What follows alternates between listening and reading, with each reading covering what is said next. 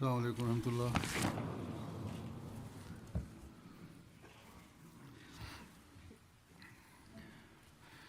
أشهد أن لا إله إلا الله وحده لا شريك له وأشهد أن محمدا عبده ورسوله.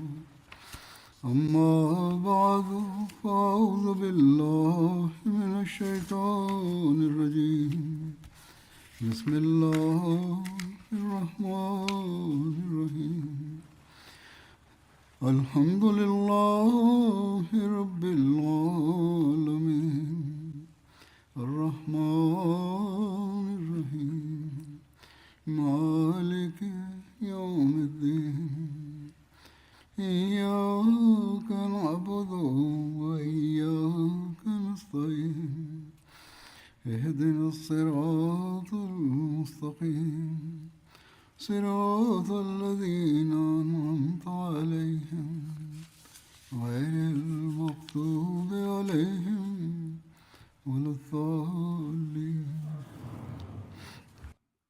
আল্লাহ তাআলা আমাদেরকে বলেছেন যে মহানবী সাল্লাল্লাহু আলাইহি ওয়াসাল্লাম আমাদের জন্য উত্তম আদর্শ আর সকল বিষয়ে তিনি ওসওয়ায়ে হাসানা। বিগত খুতবাগুলোতে এরই ধারাবাহিকতায় তাঁর খোদা প্রেমের বিষয়ে আলোচনা হচ্ছিল। খোদা প্রেমের উল্লেখের মাঝে তার ইবাদতের মানের কথা উল্লেখ করা হয়েছে। আমার ধারণা ছিল খোদা প্রেমের পর তার ইবাদতের বিষয়টি নিয়ে আলোচনা করব, কিন্তু যখন খোদা প্রেমের উল্লেখ শুরু হলো, ইবাদত সংক্রান্ত অনেক ঘটনাও তাতে এসে যায়। চেষ্টা করা সত্ত্বেও দুটি বিষয়কে আমি পৃথক করতে পারিনি, কারণ এই উভয়টি ওতপ্রোতভাবে জড়িত। খোদা প্রেম ছাড়া ইবাদত হয় না, আর ইবাদত ছাড়া খোদা প্রেম সম্ভব নয়। যদি আল্লাহর ভালোবাসা না থাকে, প্রকৃত অর্থে ইবাদত করা সম্ভব নয়। যা হোক, এ প্রসঙ্গে আজ আমি আরও কিছু কথা বর্ণনা করব, যদিও ইবাদতের সূত্রে কথা নিয়েছি, কিন্তু এর চূড়ান্ত রূপ যেভাবে আমি গত খুতবায় বলেছি সেটি আল্লাহ তাআলার ভালোবাসায় গিয়ে পৌঁছে, ভালোবাসায় পর্যবসিত হয়। আল্লাহ তাআলা তার ভালোবাসার এই মানকে পবিত্র কোরআনে যেভাবে বর্ণনা করেছেন তার ব্যাখ্যা গত খুতবায় এক আয়াতের বরাতে আমি দিয়েছি। আল্লাহ তাআলা বলছেন, কুল ইন্না সালাতি ওয়া নুসুকি ওয়া মাহিয়ায়া ওয়া মামাতি লিল্লাহি রাব্বিল আলামিন। তুমি বলো, আমার ইবাদত এবং আমার কোরবানি এবং আমার জীবন ও আমার মৃত্যু আল্লাহরই জন্য, যিনি বিশ্বজগতের প্রভু প্রতিপালক। আমি পূর্বে বলেছি আয়াতের ব্যাখ্যা গত খুতবাগুলোতে দেয়া হয়েছে, তাই পুনরায় তা এখানে উপস্থাপনের প্রয়োজন নেই। আল্লাহ তাআলা এরপর তাকে অর্থাৎ মহানবী সাল্লাল্লাহু আলাইহি সাল্লামকে সম্বোধন করে বলেন, তুমি ঘোষণা দাও পাত্তা হয়েও নেই ইহবিবকুমুল্লাহ। আর এভাবে তিনি আমাদেরকে এই সব মানে উপনীত হওয়ার নসিহত করেছেন। আল্লাহ তাআলা মহানবীকে বলছেন, তাদেরকে বলো, যদি তোমরা আমার অনুসরণ করো তবে আল্লাহ তাআলা তোমাদেরকে ভালোবাসবেন আর তোমরা আল্লাহর ভালোবাসা অর্জন করতে সক্ষম হবে। তো তাকে এই ঘোষণার নির্দেশ দিয়ে আল্লাহ তাআলা আমাদেরকে সেসব মানে উপনীত হওয়ার নসিহত করেছেন যে এটি অর্জনের জন্য প্রকৃত অর্থে তোমরা চেষ্টা করো। ইবাদত সম্পর্কে আল্লাহ তাআলা কোরআন শরীফে মহানবীর মাধ্যমে অনেক শিক্ষা নির্দেশ আদেশ দিয়েছেন। এক জায়গায় আল্লাহ তাআলা বলেন, ওমা খালাকতুল জিন্না ওয়াল ইনসা ইল্লা লিয়াবুদুন। আমি জিন এবং মানুষকে কেবল আমার ইবাদতের উদ্দেশ্যে সৃষ্টি করেছি। তো স্পষ্ট করেছেন যে যদি আমার অনুসরণ করতে চাও তাহলে শোনো, যেভাবে আমি মানব সৃষ্টির যে উদ্দেশ্য রয়েছে সেটি প্রকৃত অর্থে বুঝতে পেরেছি, তোমরাও সেটি বোঝার চেষ্টা করো আর এভাবে নিজের সৃষ্টির উদ্দেশ্যকে অর্জন করতে সক্ষম হবে। আর কেবল তবেই খোদার ভালোবাসা অর্জনে তোমরা সক্ষম হবে। এরপর আল্লাহ তাআলা ইবাদতের প্রতি মনোযোগ আকর্ষণ করে এক জায়গায় বলেন যে ইয়া আইয়ুহান নাস উবুদু इबादत की तरफ तवज्जो दिलाते हुए एक जगह फरमाया রাব্বাকুমুল্লাযী খালাকাকুম ওয়াল্লাযীনা মিন ক্বাবলিকুম লাআল্লাকুম তাত্তাকুন। হে মানব মণ্ডলী, তোমরা তোমাদের সেই প্রভুর ইবাদত করো যিনি তোমাদের সৃষ্টি করেছেন এবং তাদেরকেও যারা তোমাদের পূর্বে ছিল যেন তোমরা তাকে অবলম্বন করতে পারো। অতএব उनको भी तुमसे पहले थे খোদার নৈকট্য অর্জন এবং তাকে অবলম্বনের জন্য আবশ্যক হলো আল্লাহর ইবাদত করা এবং আল্লাহর ইবাদতের মানকে সুউচ্চ এবং উন্নত করা। অন্যত্র আল্লাহ তাআলা বলছেন ইয়া আইয়ুহাল্লাযীনা আমানুর কাউ या अय्युहल्लज़ीना आमनू ওয়াসজুদু ওয়া'বুদু या अय्युहल्लज़ीना রাব্বাকুম ওয়াফআলুল খায়রা লাআল্লাকুম তুফলিহুন। वअबुदू रब्बकुम হে যারা ঈমান এনেছো, তোমরা রুকু করো এবং সিজদা করো এবং তোমাদের প্রভুর ইবাদত করো এবং পুণ্য কর্ম করো যেন তোমরা সফল কাম হতে পারো। অতএব মহানবী সাল্লাল্লাহু আলাইহি ওয়াসাল্লাম যখন আমাদেরকে এই নির্দেশাবলী দিয়েছেন তখন তিনি নিজের আমল বা কর্মের মাধ্যমে চূড়ান্ত পরাকাষ্ঠাও প্রদর্শন করেছেন এবং এরপর আমাদের দৃষ্টি এদিকে আকর্ষণ করেছেন যে প্রকৃত আনুগত্য অনুসরণ তখনই পূর্ণ হবে, প্রকৃত আনুগত্য অনুসরণ তখনই সম্ভব যখন তোমরা নিজেদেরকে সেই মানে উন্নীত করার চেষ্টা করবে। তার এই দোয়াগুলো যা তিনি তার উম্মতের জন্য করেছেন তা তখনই আমাদের পক্ষে পূর্ণ হবে आपके उसवा और যেগুলো সামনে রেখে আমরা আমল করার চেষ্টা করব। শুধু দেখালে আবার বললে কল্যাণ লাভ হয়ে যায় না। যাই হোক, এ সকল दिखावे और कहने से বা আদর্শ बहरहाल বা দৃষ্টান্ত তিনি স্থাপন করেছেন, এর অনেক উদাহরণ আমি আপনাদের সামনে তুলে ধরেছি। এখন আরও কিছু পেশ করব। पेश कर चुका हूँ তিনি আল্লাহ তাআলার ইবাদতের কোনো সুযোগ হাতছাড়া হতে দিতেন না, বরং ঘুমেও আল্লাহর ইবাদত করতেন তিনি। যেমনটি তিনি নিজেই বলেছেন, আমার চোখ ঘুমায় কিন্তু আমার হৃদয়ে আল্লাহ তাআলার স্মরণ এবং ইবাদতের বিষয়ে কখনো উদাসীন হয় না। लेकिन मेरा তিনি মান্যকারীদেরকে ওর নসিহত করেছেন, বলেছেন যে তোমাদের মান मानने वालों को भी उसकी तलकीन যা হওয়া উচিত তা হলো খোদা যেন সবসময় তোমাদের সামনে থাকেন। ইবাদতের বিষয়ে তিনি কতটা সূক্ষ্মভাবে আত্মবিশ্লেষণ এবং আত্মজিজ্ঞাসা করতেন সে সম্পর্কিত একটি হাদিস আছে। হযরত আয়েশা নিজে বর্ণনা করেছেন, মহানবী সাল্লাল্লাহু আলাইহি সাল্লাম এমন একটি চাদরে নামাজ পড়লেন যাতে বিভিন্ন জিনিস অঙ্কিত ছিল, ফুল বুটি আঁকা ছিল। তিনি এগুলো দেখে নামাজের পর বলেন, আমার এই চাদরটি আবু জাহমের কাছে নিয়ে যাও এবং আবু জাহমের मेरी इस चादर আম্বেজানি অর্থাৎ কোনো চিত্র বা ছবি মুক্ত সাদা সিম্পল চাদর আমার কাছে নিয়ে আসো, কারণ এই চাদরটি এখনই আমার মনোযোগ নষ্ট করেছে। অর্থাৎ হালকা দৃষ্টি তাতে পড়েছিল, কিন্তু তিনি এটি তার জন্য ছিল অসহনীয় যে আমার দৃষ্টি এদিকে যাবে আর আমার মনোযোগ আল্লাহ থেকে অন্যত্র কিছুটা হলেও বিচ্যুত হবে। হযরত আয়েশা বলেন, মহানবী বলেছেন, নামাজরত অবস্থায় আমার মনোযোগ এর ফুল বুটির দিকে পড়ে, ছবির দিকে যায়। আমার আশঙ্কা হলো যে কোথাও আমি পরীক্ষায় না পড়ে যাই। এর ব্যাখ্যায় সৈয়দ জাইনুল আবেদিন অলিউল্লাহ শাহ সাহেব লিখেছেন, এই অধ্যায়ের বিষয়বস্তু হলো পোশাক পরিচ্ছদ যেন সাদামাটা হয়, তাতে এমন চাকচিক্য যেন না থাকে যা মনোযোগ নষ্ট করতে পারে। মানসিক উৎকর্ষ সাধনের সাথে সাথে মানুষ স্বভাবগতভাবেই সরলতা বা সাদা সিধে ভঙ্গির দিকে ঝুঁকে পড়ে। তিনি লিখেছেন, আজকালও আমরা দেখি যে সুরুচি সম্পন্ন মানুষ সাদা পোশাককে প্রাধান্য দেয়, কিন্তু আজও এমন লোক আছে যারা নামাজে কাপড়ের দিকে তাকিয়ে থাকে, কাপড়ের ইস্ত্রি ঠিক করার দিকে তাদের মনোযোগ থাকে, অথচ নামাজে পুরো মনোযোগ আল্লাহর দিকে থাকা উচিত, কাপড়ের দিকে নয়। এরপর তিনি লেখেন যে নামাজে পূর্ণ তন্ময়তার প্রয়োজন রয়েছে।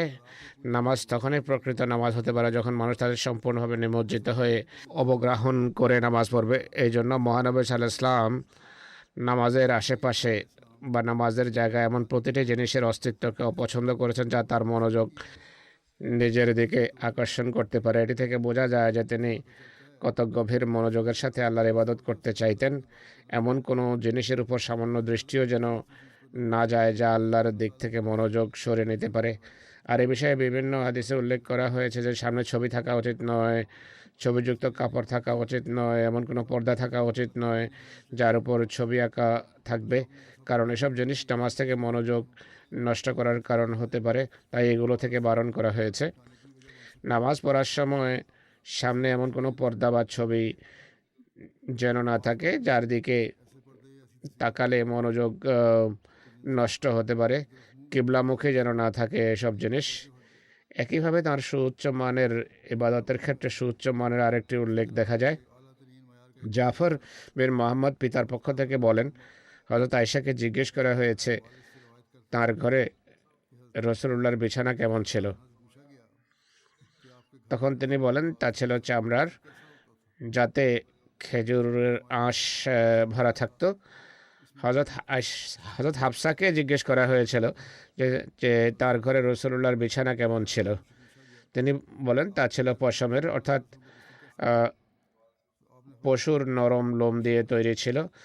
আমি এটিকে 2 ভাঁজ করে দিতাম, ফলে তা কিছুটা নরম হতো, আর হুজুর সাল্লাল্লাহু আলাইহি ওয়াসাল্লাম তাতে আরাম করতেন। এক রাতে আমি ভাবলাম এটিকে 4 ভাঁজ করে দেই না কেন, যেন এটি আরও বেশি নরম ও আরামদায়ক হয়ে ওঠে, আর এটি তার জন্য বেশি আরামদায়ক হবে। তাই আমি সেটি 4 ভাঁজ করে দিলাম।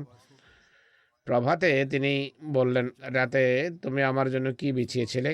হযরত হাফসা বলেন, আমি বললাম সেটি তো আপনারই বিছানা ছিল, আমরা সেটিকে 2 ভাঁজের জায়গায় 4 ভাঁজ করে দিয়েছি যেন অধিক আরামদায়ক হয়। তিনি বলেন, এটিকে পূর্বের মতোই থাকতে দাও, কেননা এর অতিরিক্ত কোমলতা আমার জন্য রাতের নামাজে প্রতিবন্ধক সাজ ছিল। যদিও বিছানার কোমলতা তার ইবাদতে বাদ সাধতে পারত না, তবুও তিনি এটি পছন্দ করলেন না যে নরম বিছানা, তাই একটু শুয়ে থাকি আর এভাবে ইবাদত নষ্ট হতে পারে। তিনি বলেন যে এর নমন কোমলতা আমার পছন্দ নয়। তো এ ছিল তার ইবাদতের উচ্চমান। তার ইবাদতের অবস্থার চিত্র হযরত সাউদা রাদিয়াল্লাহু তাআলা আনহা বর্ণনা করেছেন। তিনি বলেন, আমি একবার মহানবী সাল্লাল্লাহু আলাইহি ওয়াসাল্লামের পেছনে নামাজ পড়লাম। তিনি রুকুতে গেলেন, এক পর্যায়ে আমি আমার নাক চেপে ধরলাম, অর্থাৎ এত লম্বা রুকু ছিল যে আমার আশঙ্কা হলো যে কোথাও নাক থেকে রক্ত না ঝরতে আরম্ভ করে। যাই হোক, এই অবস্থা কেবল তখনই হতে পারে যখন গভীর ভালোবাসা থাকে, অর্থাৎ প্রেমাস্পদের দুয়ার ছাড়তে মানুষের মন চায় না। যেই অবস্থায় যেই দেহভঙ্গিমাতেই যাক, সে অবস্থাতেই আল্লাহর ভালোবাসায় নিমজ্জিত থাকে। একইভাবে ইবাদতের মান সম্পর্কে মুতাররিফ তার পিতার পক্ষ থেকে বর্ণনা করেছেন। তিনি বলেন, আমি মহানবীকে নামাজ পড়তে দেখেছি, এমন অবস্থায় দেখেছি যে কান্নার কারণে তার বক্ষ মোবারক হতে জাঁতা চলার মতো শব্দ নির্গত হচ্ছিল, অর্থাৎ যেভাবে জাঁতা চলে, গ্রাইন্ডার চলে, ঠিক তেমনই শব্দ ছিল। অন্য এক জায়গায় হাঁড়ি টকবক করার উপমাও দেয়া হয়েছে।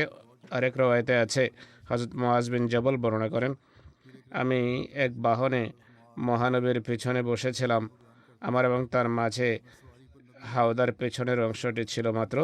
তিনি বলেন, হে মুআজ বিন জবল, আমি বললাম লাব্বাইক হে আল্লাহ রসুল, ওয়া সাদাইক।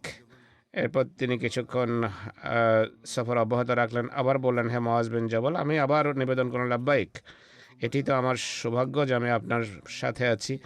এরপর তিনি কিছুক্ষণ সফর অব্যাহত রাখার পর বললেন, হে মুআজ বিন জবল, আমি বললাম লাব্বাইক ওয়া সাদাইক। তিনি বলেন, তুমি জানো বান্দার উপর আল্লাহর কি অধিকার?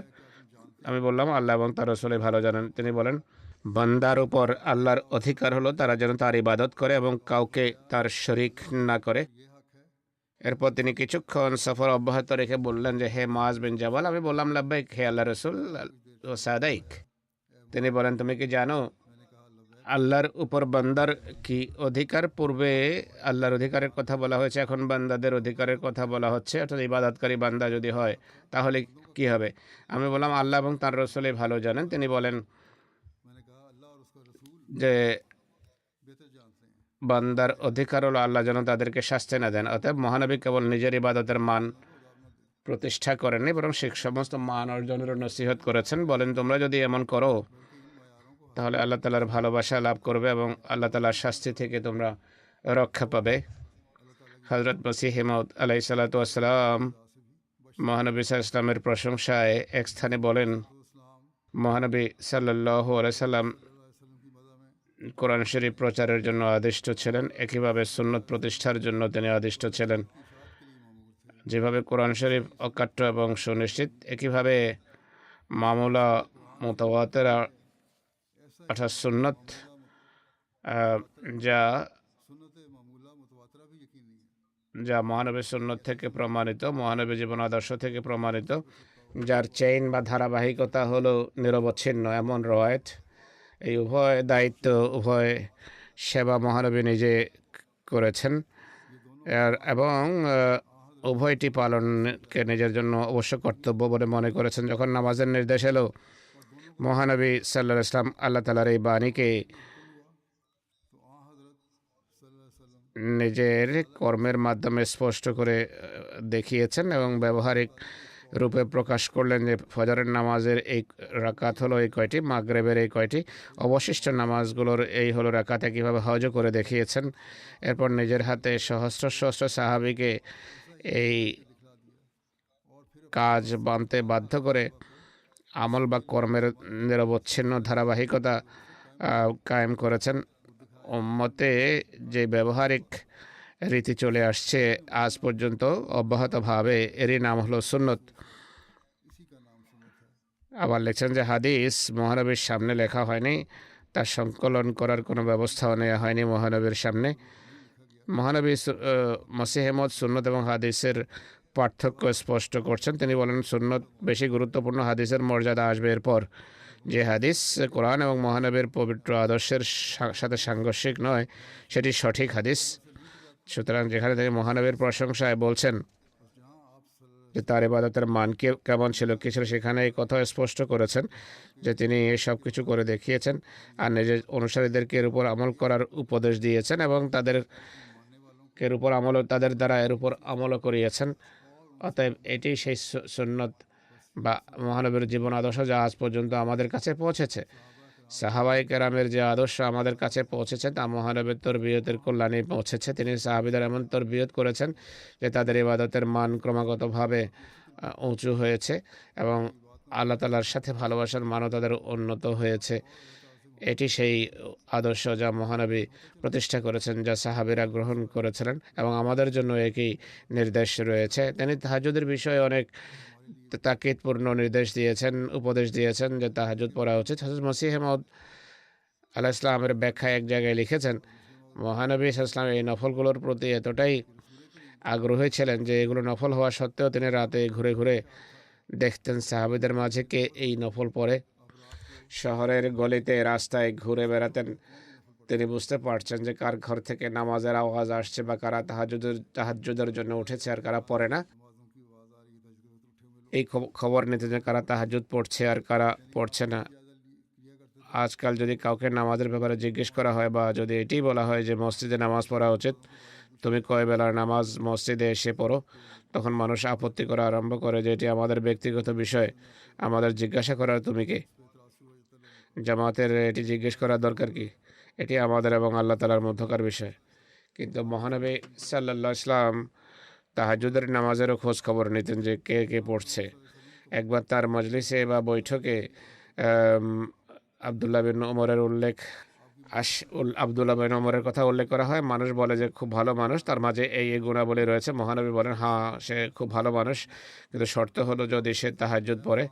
যেহেতু তিনি যুবক ছিলেন এবং তাহাজ্জুদে কিছুটা আলস্য করতেন, তাই তিনি তাকে এভাবে এদিকে তার মনোযোগ আকর্ষণ করেন। তারপর মহানবী বলেন, আল্লাহ তাআলা সেই স্বামী এবং স্ত্রীর প্রতি কৃপা করুন যদি রাতে স্বামীর ঘুম ভাঙে সে যেন ওঠে তাহাজ্জুদ পড়ে এবং স্ত্রীকেও জাগায় যে তুমি ওঠে তাহাজ্জুদ পড়ো, আর যদি সে না ওঠে তবে তার মুখে যেন পানির ছিটা দেয় এবং তাকে যেন জাগায়। একইভাবে যদি স্ত্রীর ঘুম ভাঙে তবে সে যেন নিজে তাহাজ্জুদ পড়ে এবং স্বামীকে জাগায়, যদি সে না জাগে তবে তার মুখে পানির ছিটা দেয়।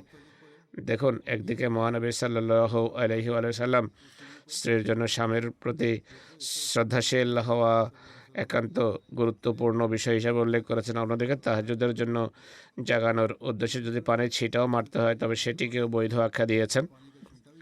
তো মহানবী তাহাজ্জুদকে এতটা গুরুত্বপূর্ণ মনে করতেন এরপর কোরআনে করিম বলে যে রাতে ওঠা নফস বা আত্মাকে সোজা করে বা পদপিষ্ট করে। এই কারণেই মহানবী সাহাবীদেরকে বলতেন যে তাহাজ্জুদ অবশ্যই পড়বে, 2 রাকাতেই হোক না কেন অবশ্যই পড়ো। এছাড়া হাদিস থেকে এটিও প্রমাণিত যে রাতের শেষ প্রহরে আল্লাহ তাআলা কাছে এসে যান, তিনি অনেক বেশি দোয়া কবুল করেন। তাহাজ্জুদ পড়া খুবই উপকারী, খুবই গুরুত্বপূর্ণ একটি বিষয়। এতে কোনো সন্দেহ নেই যে আল্লাহ তাআলার কৃপার মাধ্যমে মুক্তি লাভ হয়। কোনো ব্যক্তি নিজ কর্মের জোরে মুক্তি পাওয়ার দাবি করতে পারে না, কেননা সবচেয়ে বড় নেক কর্মশীল, খোদার সবচেয়ে অনুগত ছিলেন মোহাম্মদ রসুল্লাহ। তিনিও নিজের আমল বা কর্মের উপর নির্ভর করতেন না। যেমন হাদিসে আছে, আমি গত খুতবায় এটি বলেছি যে মহানবী সাল্লাল্লাহু আলাইহি সাল্লাম হযরত আয়েশা এবং অন্যান্য সাহাবীকে এটি বলেছেন যে তারা যখন বলেছিলেন যে আপনি নিজ কর্ম বলে বেহেশতে যাবেন, তিনি বলেন না, আমিও খোদা তাআলার কৃপাতেই জান্নাতে যাব। তো যেখানে মোহাম্মদ সাল্লাল্লাহু আলাইহি ওয়াসাল্লামের মতো মানুষ, যার প্রতিটি শ্বাস প্রশ্বাস, যার চলাফেরা ইবাদত ছিল, যার ঘুমানো এবং শয়ন ও জাগরণ ইবাদত গণ্য হতো, যার প্রতিটি গতিবিধি নড়াচড়া ছিল ইবাদত, এমনকি যার মূলমন্ত্র ত্যাগের জন্য যাওয়া এবং স্ত্রীদের কাছে যাওয়া ইবাদত ছিল। এত বড় ইবাদতকারী মানুষ যখন বলেন যে আমিও নিজ কর্ম বলে বেহেশতে যাব না, বরং খোদার অনুগ্রহেই যাব, তাই আর কে আছে যে বলতে পারে যে আমি নিজ কর্ম বলে বেহেশতে প্রবেশ করব? একথা মনে করো না যে মহানবীর প্রতিটি কাজ কিভাবে ইবাদত গণ্য হতে পারে। এটি এই কারণে যে তার কর্ম সম্পর্কে আল্লাহ তাআলা নিজেই বলেছেন যে তার প্রতিটি কর্ম ছিল ইবাদত। অজ্ঞ ব্যক্তি বলতে পারে যে মহানবীর প্রতিটি গতিবিধি, নড়াচড়া, ওঠা বসা কিভাবে ইবাদত হয়ে গেল। কিন্তু আমাদের স্মরণ রাখা উচিত যে মুহাম্মদ সাল্লাল্লাহু আলাইহি ওয়াসাল্লামের প্রতিটি কাজই ছিল ইবাদত। হ্যাঁ, তিনি ছাড়া অন্য কারোর সব কাজ ইবাদত হতে পারে না। তিনি মোহাম্মদ রসুল্লাহ ছিলেন উসওয়ায়ে হাসানা বা উত্তম আদর্শ। তার প্রতিটি কাজ ছিল খোদার সন্তুষ্টির জন্য। যে কাজ খোদার সন্তুষ্টির জন্য করা হয় সেটি ইবাদত গণ্য হয়। অন্য কারোর প্রতিটি কাজ ইবাদত হয় না, ইবাদত নয়। মহানবী সম্পর্কে আল্লাহ তাআলা বলেন, লাকাদ কানা লাকুম ফি রাসূলিল্লাহি উসওয়াতুন হাসানা, তোমাদের জন্য মহানবী সাল্লাল্লাহু আলাইহি সাল্লামের প্রতিটি কর্মে এক আদর্শ রয়েছে, উত্তম আদর্শ বিদ্যমান। এর অর্থ কি এটি নয় যে মোহাম্মদ রসুল্লাহ সাল্লাল্লাহু আলাইহি সাল্লাম যেন তার কর্ম দ্বারা বাতলে দেন যে কোন কাজটি বৈধ আর কোনটি বৈধ নয়, আর কোনটি অপছন্দনীয়, আর কোনটি হালাল এবং কোনটি হারাম। অতএব মহানবী সাল্লাল্লাহু আলাইহি সাল্লামের প্রতিটি কাজেই হলো একটি বায়ান বা একটি ডেসক্রিপশন। যেমন তার নামাজ পড়া কেবল খোদার নির্দেশ পালনই ছিল না, বরং এটি একটি ঘোষণা ছিল যে এগুলো হলো ফরজ আর এগুলো সুন্নত এবং এগুলো নফল, যা ফরজের বাইরে আর যা পড়া আল্লাহর নিকট লাভের জন্য আবশ্যক। তার খাবার খাওয়াটা ছিল একটি ঘোষণা যে যা কিছু তিনি খান তা হালাল এবং যেসব জিনিস তিনি খান না তা খাওয়ার যোগ্য নয়। অতএব মহানবী সাল্লাল্লাহু আলাইহি ওয়াসাল্লামের প্রতিটি কাজ যেহেতু মানুষের জন্য আদর্শ, তাই তিনি যেসব বিষয়কে বৈধ বলতেন এবং ব্যবহার করতেন সেগুলো করা ছিল ইবাদত। একইভাবে যা থেকে বারণ করতেন এবং ব্যবহার করতেন না তাও ইবাদতের অন্তর্গত ছিল। বস্তুত তার প্রতিটি কাজে ছিল ইবাদত, কেননা খোদার নির্দেশের অধীনে তিনি যা করতেন। এর একটি উদাহরণ দেয়া হচ্ছে। এক ব্যক্তি আসর নামাজ সম্পর্কে জানতে চান। দৃশ্যত আউয়াল ওয়াক্তে বা প্রথম সময়ে নামাজ পড়া উত্তম, কিন্তু মহানবী এত দেরি করলেন যে সময় খুবই সংকীর্ণ হয়ে গেল। নামাজে তার এই দেরি করা ইবাদত ছিল। আসলে তিনি শিখাচ্ছিলেন কোনো কারণে যদি মানুষ নামাজের সময় হওয়ার অব্যবহিত পর নামাজ পড়তে না পারে, যে কোনো সময়ে নামাজ পড়লে নামাজ হয়ে যাবে। সার কথা, ফরজের ক্ষেত্রে ঘোষণা ছিল, ওয়াজিবের ক্ষেত্রে ঘোষণা ছিল, নফল ও সুন্নতের ক্ষেত্রে ঘোষণা ছিল যে এর প্রত্যেকটি ইবাদত। তিনি বলছেন যে আল্লাহর কৃপায় আমরা বেহেশতে যাব। তার প্রতিটি কাজে ইবাদত ছিল, কিন্তু তা সত্ত্বেও তিনি বলেন যে আল্লাহর অনুগ্রহেই বেহেশতে যাব। তাহলে আমরা যাদের আমল বা কর্ম অত্যন্ত নগণ্য, আমরা কিভাবে বলতে পারি যে আমরা কর্মের বলে জান্নাতে চলে যাব? এটি থেকে বোঝা যায় যে খোদা তাআলার কৃপা বা অনুগ্রহ কত গুরুত্বপূর্ণ একটি বিষয়।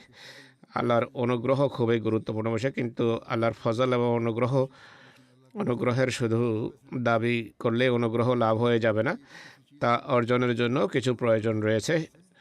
কেবল ইমানের দাবি দ্বারাই কিছু হয় না। তো সেই জিনিসটা কি? তা হলো আমল বা কর্ম। মহানবীর সুন্নতের উপর আমল করা, তার রীতি অনুসরণ করার চেষ্টা করা, নিজের ইবাদতের মান উন্নীত করার চেষ্টা করা। ইবাদত আল্লাহর ভালোবাসা ছাড়া হয় না, আর আল্লাহর ভালোবাসা ইবাদত ছাড়া লাভ হয় না। মহানবী সাল্লাল্লাহু আলাইহি ওয়াসাল্লামের দোয়ার চিত্র কেমন ছিল সেই সম্পর্কে হযরত মুসলিম মওদ এক স্থানে তাফসীরে লিখেছেন।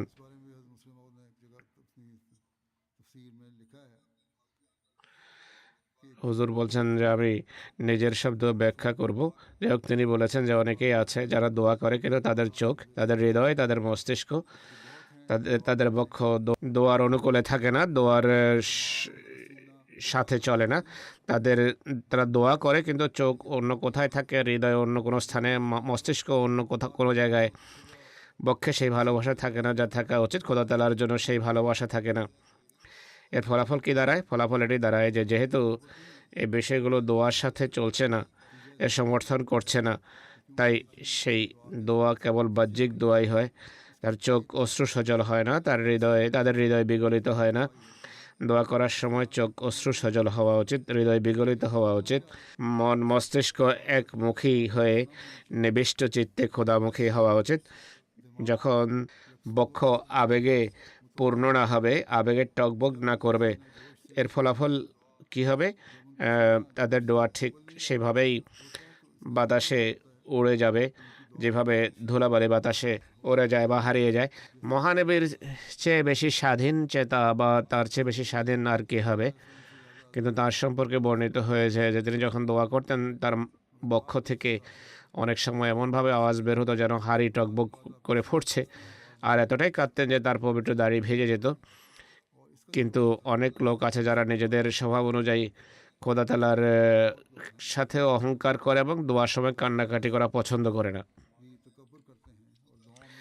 নামাজে ক্রন্দন এবং কোমলতা সৃষ্টি হওয়া আবশ্যক, এর জন্য চেষ্টা করা উচিত। হযরত মসিহ মাউদ আলাইহিসসালাম এই উদ্দেশ্যে একটি ব্যবস্থাপত্র প্রস্তাব করেছেন। তিনি বলেন, চেহারা কাদো কাদো বানিয়ে নাও, তাহলে এই বাহ্যিক অবস্থার হৃদয়ের উপর প্রভাব পড়ে, তখন মানুষের কান্না পায়। অতএব মহানবী যেখানে আমাদের এই কথা বলেছেন যে আমার ইবাদতের এই হলো মান, আর আমি খোদার প্রতি কৃতজ্ঞ, আল্লাহর কৃপা আমাকে রক্ষা করবে, আর সেই কৃপা অর্জনের জন্য আমি ইবাদত করি, আল্লাহর নেয়ামত রাজির জন্য আমি তার দরবারে কৃতজ্ঞতা প্রকাশ করি। কেননা খোদা তাআলা যে অমুখাপেক্ষী, তিনি পরবিমুখ। যদি আমি কৃতজ্ঞতা প্রকাশটা করি, তাহলে আমি জানি না আল্লাহ কি ব্যবহার করবেন আমার সাথে। অতএব মহানবীর মতো মানুষ, যিনি সব পূর্ণবানদের সর্দার, যিনি কর্মের প্রয়োজনীয়তার বিষয়ে উদাসীন নন, তবে অন্য লোকেরা কিভাবে কর্মবিমুখ হয়, আর লোকেরা কিভাবে বলতে পারে যে আমরা আমল থেকে মুক্ত হয়ে গেছি, আমাদের আমলের প্রয়োজন নেই, আল্লাহ তাআলা এমনিতেই ক্ষমা করে দেবেন? এগুলো তো কাফেরদের কথা, মুমিনদের কথা নয়। মহানবী সাল্লাল্লাহু আলাইহি ওয়াসাল্লামের জিকরে ইলাহি বা আল্লাহর স্মরণ ছিল মহানবীর রীতি। এক খুতবায় হযরত মুসলিম মওদ বর্ণনা করেন যে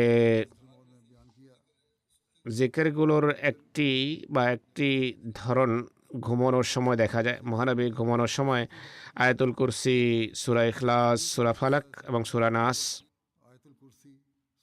কোরআন কারীমের শেষ 3টি সূরা 3 বার পরে হাতে ফু দিতেন, এরপর নিজের শরীরের উপর হাত বোলাতেন। তিনি হাতে ফু দিয়ে হাতগুলো শরীরে এমনভাবে বোলাতেন যে মাথা থেকে শুরু করতেন এবং হাত যত দূর যেত যত দূর পর্যন্ত হাত পৌঁছানো সম্ভব হতো তিনি হাত বোলাতেন। এটি মহানবীর রীতি, যে কাজকে তিনি ধর্মীয় কাজ মনে করতেন, নিয়মিত এবং সবসময় করতেন, এটিকেই সুন্নত বলা হয়। যেহেতু এই জিকেরও তিনি সর্বদা করতেন, অর্থাৎ আয়াতুল কুরসি পড়তেন, 3 কুল পড়তেন, তাই এই সুন্নত প্রত্যেক মুসলমানের অনুসরণ করা উচিত, বরং এটিকে জীবনের অবিচ্ছেদ্য অংশ বানিয়ে নেওয়া উচিত। তাই এই কথা মনে করে জিকের পরিত্যাগ করা উচিত নয় যে এটি এমন জরুরি বিষয় নয় যা না করলে জাহান্নামে চলে যাবে। আর এমনটিও মনে করা উচিত নয় যে কেবল এই জিকিরই জান্নাতে নিয়ে যাওয়ার জন্য যথেষ্ট, আর এর সাথে অন্য কোনো কাজের প্রয়োজন নেই। যেগুলো ফরজ সেগুলো অবশ্যই করতে হবে। কিছু লোক আমাকে চিঠি লিখে জিজ্ঞেস করে যে ছোট কোনো দোয়া বলে দেন, কোনো জিকিরের কথা বলুন যে আমরা করতে থাকবো, যাতে আমাদের মাঝে পুণ্য সৃষ্টি হয়ে যাবে, আমাদের পাপও দূর হবে, আমাদের কাজও সাধিত হবে, আল্লাহর নৈকট্য অর্জন হবে। তো সর্বপ্রথম কথা হলো ইবাদত করো, অর্থাৎ ফরজ ইবাদত, আবশ্যকীয় ইবাদতগুলো করো। মহানবী ফরজের পর নফলও আদায় করেছেন, সুতরাং নামাজে আল্লাহ তালার সকাশে উপস্থিত হওয়ার যে মান রয়েছে তা প্রথমে অর্জন করতে হবে, এরপর নফল, তারপর আসবে জিক্রে এলাহি। জিকির বা জিক্রে এলাহি মানুষকে বর্ধিত পুণ্যের দিকে মনোযোগী করে, কিন্তু এর সাথে অন্যান্য নৈতিক গুণাবলীতেও মানুষকে সজ্জিত হতে হবে, নৈতিক গুণাবলীর ধারক বাহক হতে হবে।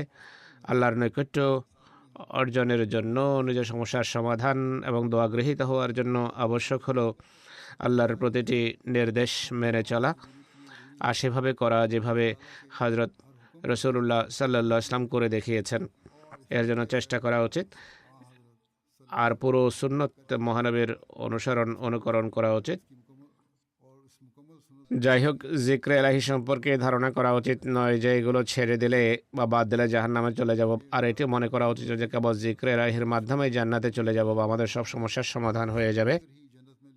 আমল বা নেক কর্ম অবশ্যই জরুরি, ফরজ কাজগুলো করা আবশ্যক।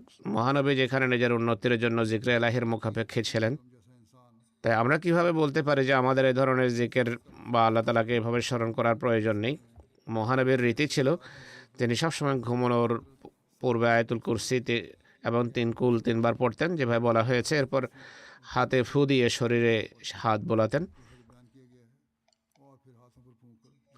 হজরত মুসলেহ মওদ রাদিয়াল্লাহু তাআলা আনহু আরও কিছু বিষয়ের প্রতি অত্যন্ত বিস্তারিতভাবে দৃষ্টি আকর্ষণ করেছেন। এক জায়গায় তিনি লিখেছেন যে যারা ধর্মের নেতা হয়ে থাকে বা ধর্মীয় নেতা হয়ে থাকে, যারা মনে করে যে আমাদের ইবাদত অন্যদের চেয়ে বেশি হওয়া উচিত, কিছু এমন লোকও হয়ে থাকে নেতৃস্থানীয় লোক যারা আলেম হওয়ার দাবি করে বা বিভিন্ন ধর্মীয় সংগঠনের নেতা হয়ে থাকে, তারা মনে করে যে আমাদের ইবাদত অন্যদের চেয়ে বেশি হওয়া উচিত। এর জন্য তারা কৃত্রিম পন্থা অবলম্বন করে যেন মানুষ তাদেরকে পুণ্যবান মনে করে। বড় বড় নেতা এবং রাজনীতিবিদেরা আজকাল এমনই করছে, হাতে তসবিহ থাকে। মসজিদের বিভিন্ন ইমাম, সংগঠনের ওহদাদার, তারা নিজেদেরকে আদর্শ মনে করে দুনিয়ার জন্য, বা বোঝানোর চেষ্টা করে যে আমরা তোমাদের জন্য আদর্শ, আর এই কারণে তারা কৃত্রিম পন্থা অবলম্বন করে আর লোক দেখানোর জন্য বাহ্যিকভাবে এমনটি করতে থাকে। মুসলমানদের মাঝেও এসব বিষয় রয়েছে, আর অমুসলিম নেতাদের মাঝেও এমনটি হয়ে থাকে। কিছু গোত্র বা উপজাতীয় রীতিনীতিতে এমনটি দেখা যায়। যাই হোক, যদি মুসলমান হয়, তারা নিজেদের এভাবে জাহের করে যে ওযু করার সময় বিশেষ সাবধানতার সাথে দীর্ঘক্ষণ অঙ্গ প্রত্যঙ্গ ধুতে থাকে। এমনকি এ কথাও বলে যে ওযু করার সময় পানির যে ফোঁটাগুলো পড়ে সেগুলো যেন শরীরে না পড়ে, এতেও ওযু নষ্ট হয়। সেজদা এবং রুকু অনেক দীর্ঘ করে, নিজের চেহারায় বিনয় এবং নম্রতা প্রকাশ করে লোক দেখানোর জন্য। খোদার জন্য করলে তো ভিন্ন কথা, কিন্তু এরা লোক দেখানোর জন্য এমনটি করে। মানুষের সামনে অনেক বেশি ওজিফা পরে, জিক্রে এলাহি করে, হাতে তাসবিহ থাকে, বাহ্যত জিক্রে এলাহিতে রত থাকে, কিন্তু মহানবী সাল্লাল্লাহু আলাইহি ওয়াসাল্লাম, যিনি সবচেয়ে বেশি খোদা ভীরু এবং মুত্তাকি ছিলেন, তার সমান খোদাভীতি কোনো মানুষ নিজের মাঝে সৃষ্টি করতে পারবে না, কিন্তু তা সত্ত্বেও তিনি এসব বিষয়ে সাদাসিধে ছিলেন। তার জীবন এসব কৃত্রিমতা এবং লৌকিকতা থেকে সম্পূর্ণভাবে মুক্ত ছিল। হযরত আবু কতাদা বর্ণনা করেন, মহানবী বলেছেন, আমি অনেক সময় নামাজের জন্য দণ্ডায়মান হই আর নামাজ দীর্ঘ করার ইচ্ছে হয়, কিন্তু কোনো শিশুর কান্নার আওয়াজ শুনতে পাই, তখন আমি আমার নামাজ এই ভয়ে সংক্ষিপ্ত করে দেই যে পাছে আমি শিশুটির মাকে কষ্টে না ফেলি। কত সরলতার সাথে মহানবী এই কথাটি বললেন যে আমরা শিশুর কান্নার আওয়াজ শুনে তাড়াতাড়ি নামাজ শেষ করি। বর্তমান যুগের সুফিরা এমন কথাকে হয়তো নিজেদের জন্য অপমানজনক বা মানহানিকর মনে করবে। তারা তো এ বিষয়ে প্রকাশ করাতে নিজেদের গর্ব মনে করে যে আমরা নামাজে এমন মগ্ন হই যে কোনো খবর থাকে না, যদি পাশে ঢোলও বাজতে থাকে তবুও আমাদের কোনো খেয়াল আসে না। মহানবী এসব কৃত্রিমতার ঊর্ধ্বে ছিলেন। তার মাহাত্ম্য বা মর্যাদা আল্লাহ তাআলার দেয়া ছিল, মানুষ তাকে সম্মানিত করেনি। মানুষের কাছ থেকে তার কিছুই পাওয়ার ছিল না। তিনি আল্লাহ তাআলার পক্ষ থেকে মাহাত্ম্য বা মর্যাদা চেয়েছিলেন, তাই তিনি এসব লৌকিকতা থেকে মুক্ত ছিলেন।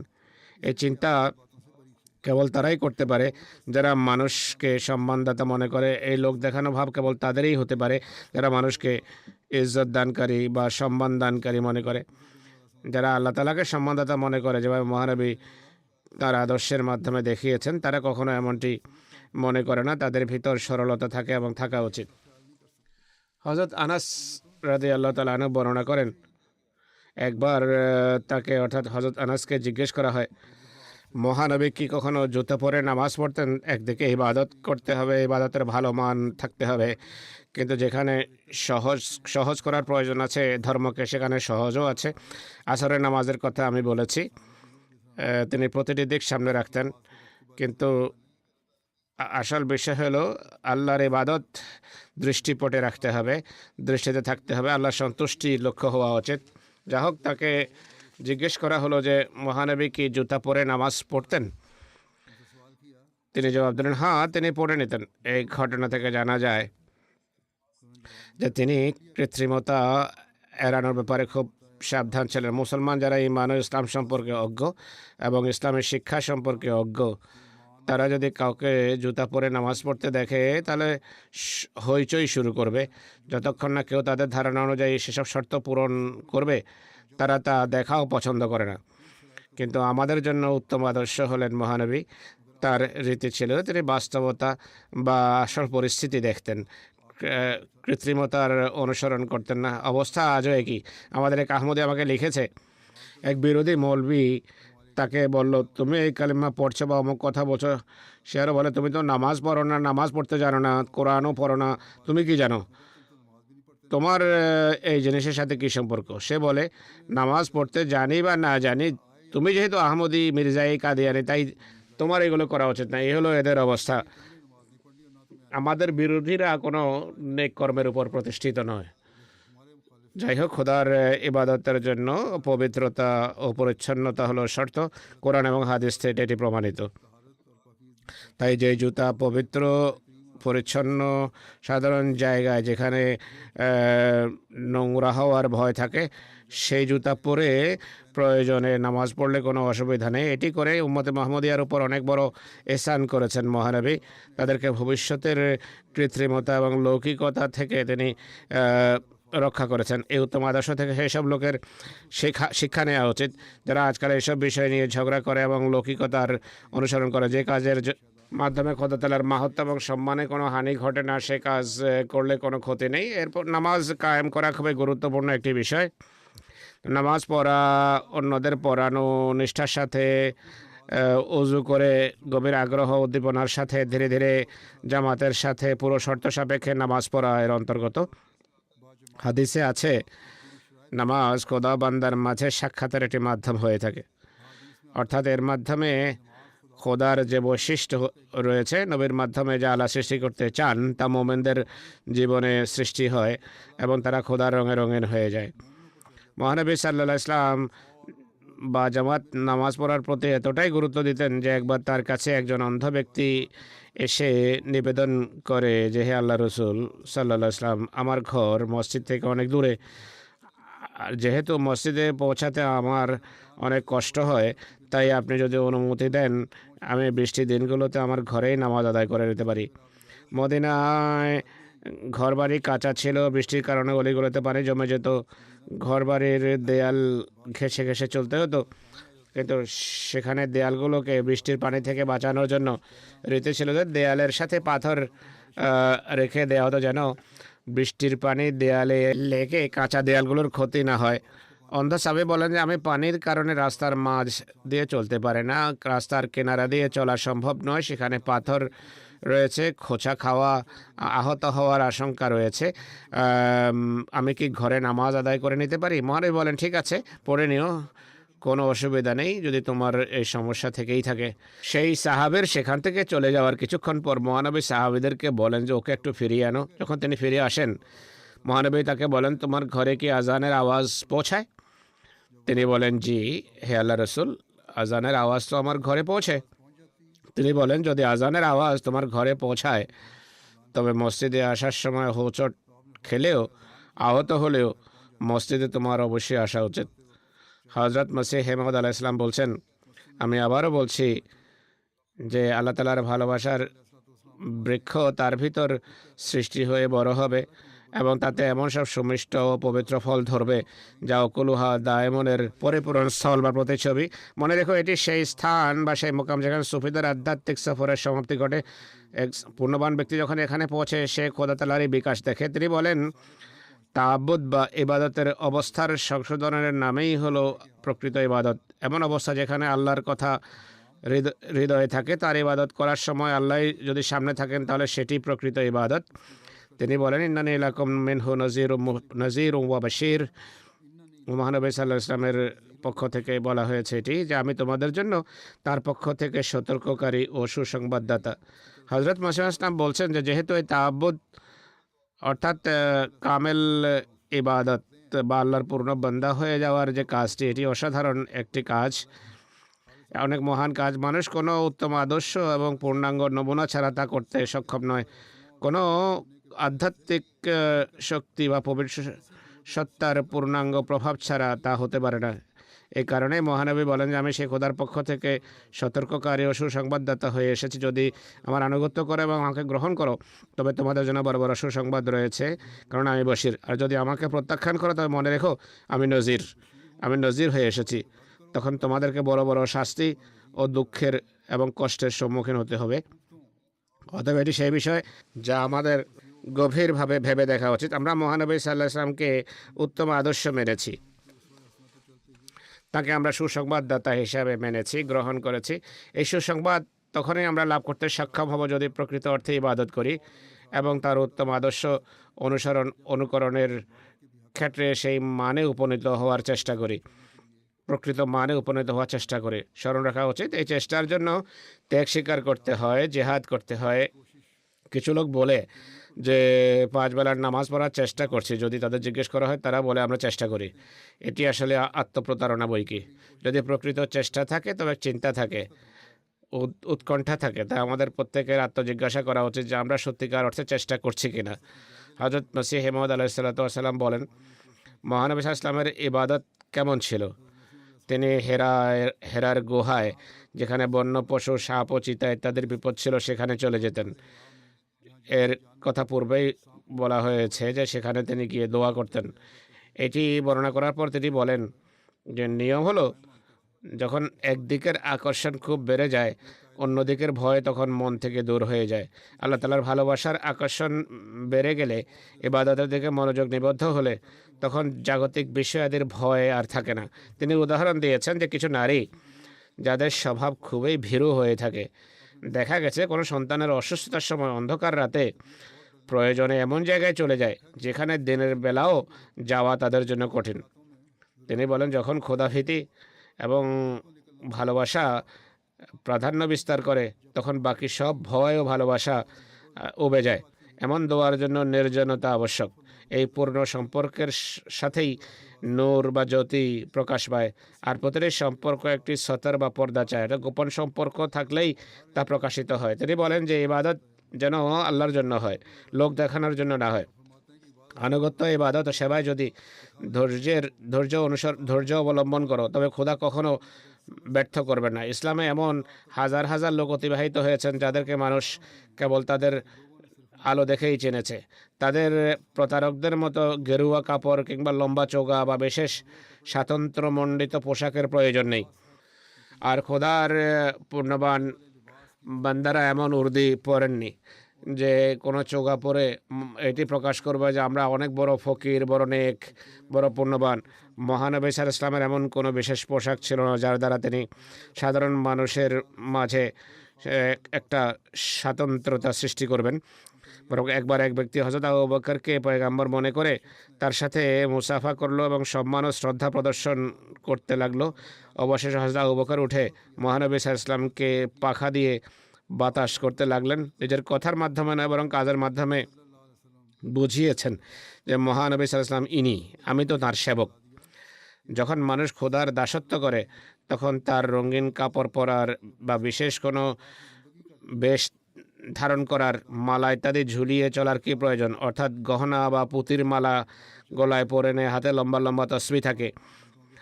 এমন লোকেরা দুনিয়ার কুকুর, এরা তো দুনিয়াদার, আল্লাহর বান্দা নয়। খোদার সন্ধানীদের পোশাক এবং উর্দির বিশেষ ব্যবস্থা করার সময় কোথায়? তারা তো মানুষের দৃষ্টির আড়ালে থাকতে চান।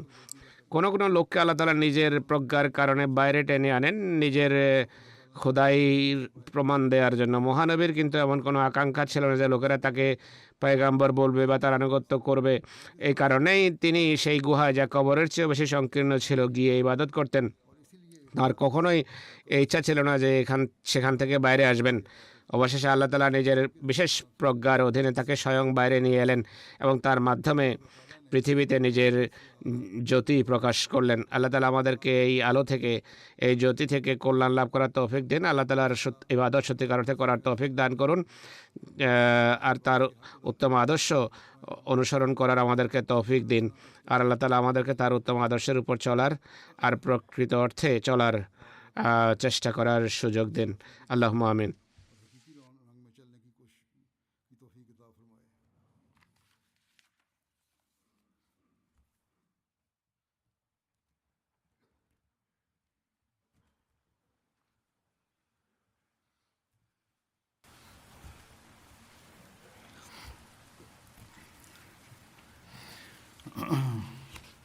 अल्हम्दुलिल्लाह अल्हम्दुलिल्लाह नहमदुहु व नस्तईनुहु व नस्तगफिरुहु व नु'मिनु बिही व नतवक्कलु अलैहि व नऊज़ु बिल्लाहि मिन शुरूरि अनफुसिना व मिन सय्यिआति अअमालिना मन यहदिहिल्लाहु फला मुदिल्ल लहु ومن يضلل فلا هادي له ونشهد أن لا إله إلا الله ونشهد أن محمدا عبده ورسوله عباد الله رحمكم الله إن الله يأمر بالعدل والإحسان وإيتاء ذي القربى وينهى عن الفحشاء